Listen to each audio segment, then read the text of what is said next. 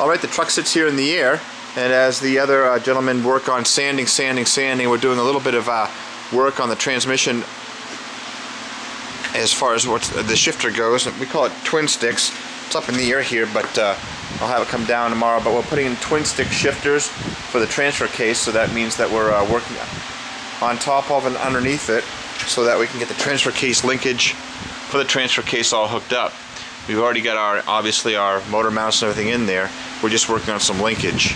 The body will stay on for another day or so, but we're going to pull that off shortly. But we're going to do some more sanding out and some more priming on that. Then it will come off and be flipped upside down. So as they do a little bit of body work, we're doing some mechanical work, if you want to call it that, linkage work. And then ultimately we'll get into the engine once it comes away and do some other stuff underneath, brake lines, fuel lines, things of that nature.